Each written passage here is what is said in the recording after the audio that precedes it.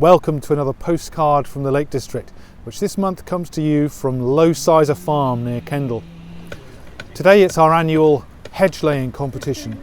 Dozens of competitors and many spectators have turned up to brave the chilly conditions and celebrate this ancient rural craft.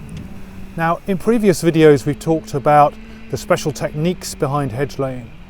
So today I thought we'd look at another couple of angles, including the ancient rural craft that produces the stakes that the competitors are using behind me.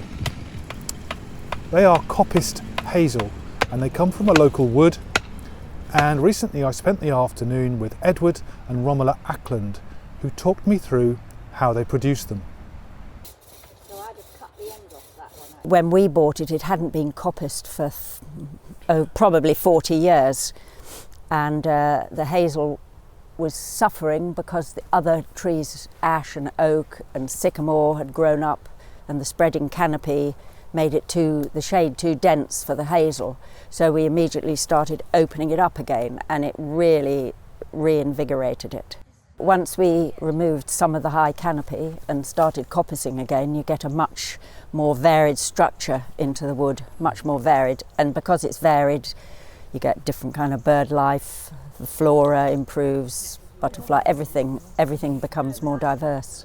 Coppicing is cutting what's called the stools down as low to the ground as possible and extracting the products from them, and then watching the regrowth come back again. And as the years go by, you tend to get more regrowth as each time you coppice it.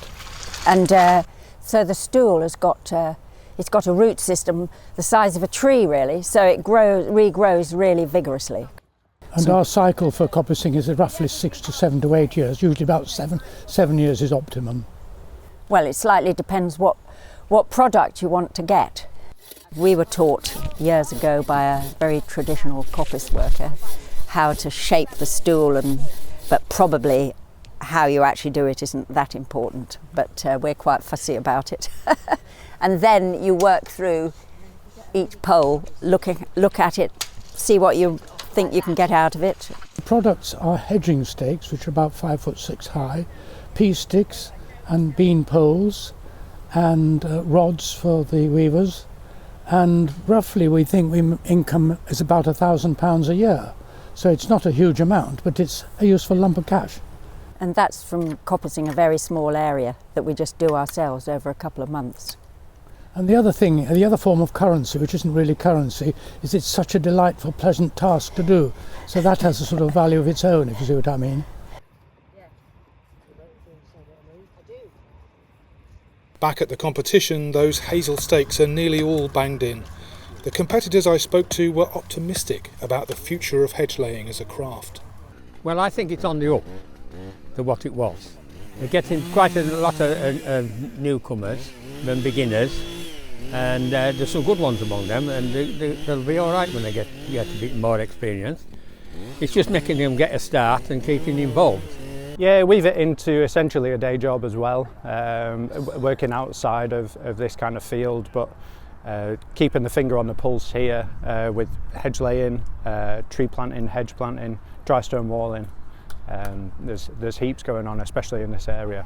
They're a good set of lads, you know, they knuckle down, they've got their eye now in, and to be fair, they're rattling my cage, which isn't a bad thing, you know, rattling it because they're beating me at times, and I think, well, that's brilliant, you know, I've taught them right, you know, it's good stiff competition now. Jack from our team helps to organise the competition. He says these skills are vital because hedges are vital. Hedgerows are wonderful in the landscape because they create wildlife corridors, they protect the soil, they sequester carbon, they slow the flow of water, then functionally they're really beneficial for farmers, creating shelter for the livestock, shade in the hot summer months. Friends of the Lake District are creating a project called Hedges and Edges to try and deliver the targets we've got for new and restored hedgerows. So by 2050 we think we need to create and restore 2,000 miles of hedgerows in Cumbria, and the Friends of the Lake District are going to lead that work to really kick-start it.